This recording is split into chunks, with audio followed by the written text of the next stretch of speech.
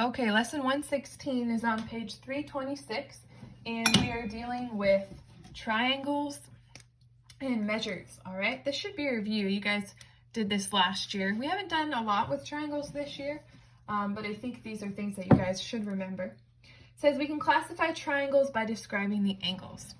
All right, so right here we've got three different triangles. When you classify triangles by their angles, okay, you're looking at if it's an acute angle, right angle, obtuse angle, and then that can help you figure out what kind of triangle you have. Okay, so right here, you can see this triangle has a right angle, a 90-degree angle. So this one's going to be a right triangle. All right, for this one, you can see you have an acute angle, another acute angle, and then you have one obtuse angle, larger than a right angle. So this triangle will be an obtuse angle, or an obtuse triangle. Over here, you can see you have three acute angles. None are 90 degrees or bigger. So this is going to be an acute triangle. Okay, so that's pretty easy. So when we classify a triangle as right, obtuse, or acute, we're looking at the kinds of angles in the triangle.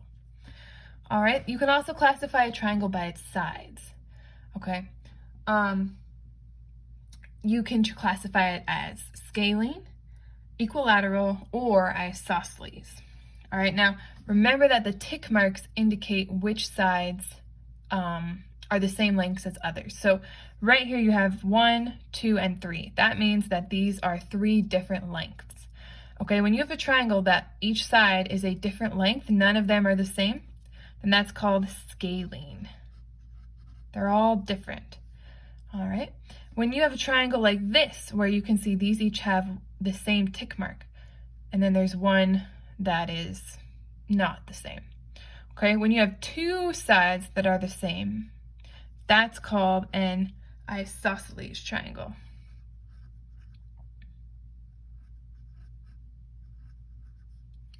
All right, and then when you have a triangle that has three sides of the same length, they're all equal, that's called equilateral. Whoop.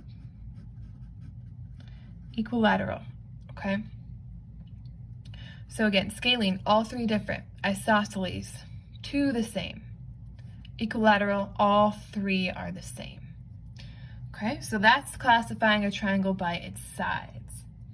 All right, now another thing that you can look at is, let's look at our isosceles triangle. These two sides are the same.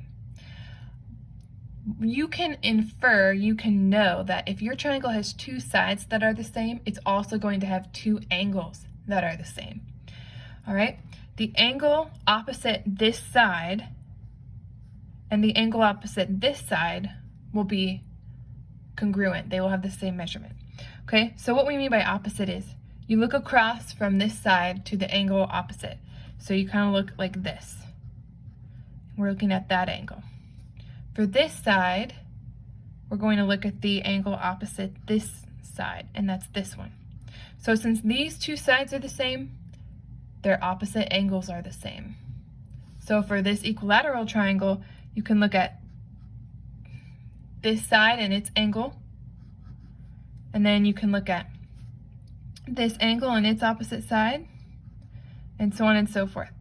Okay, so an equilateral triangle has all three angles the same length and all three sides the same length, and an isosceles triangle has two angles the same measurement and two sides the same measurement.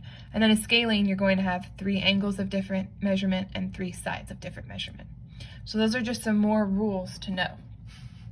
All right, now you should know this, and I think you all do. A triangle has 180 degrees.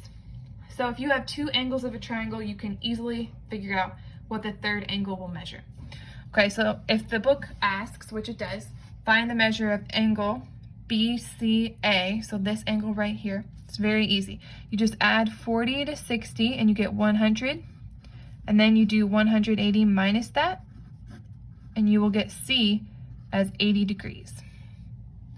Okay, so for 116.2, what's the measure of angle B right here?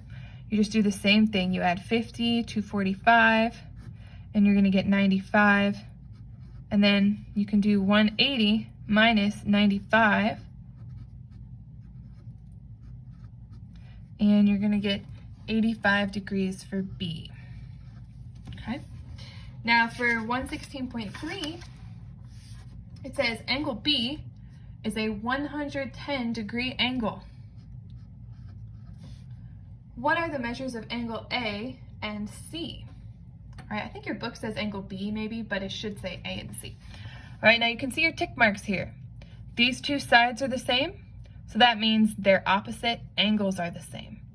All right, so if this is 110, we know there's 180 degrees in a triangle, all we have to do is 180 minus 110.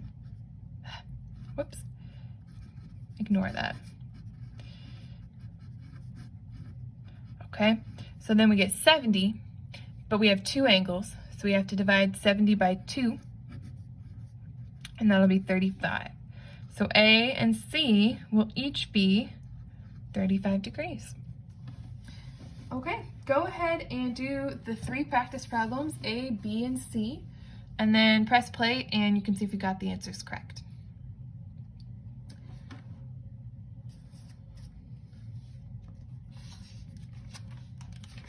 Okay, so I'm assuming that you've worked these, and for A, you should get 90 degrees.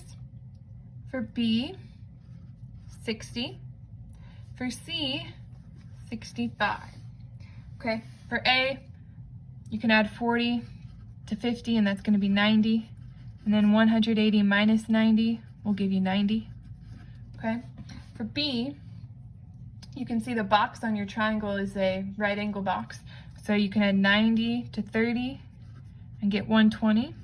And then 180 minus 120, that would be 60. And then for C, if M's 50, then you do 180 minus 50. Okay, that's going to be 130. And then you know that those two angles are going to be the same because their opposite sides are the same. So then you can just divide 130 by 2. 2 will go in there 6 times. And 2 will go in there 5 times, so 65 degrees.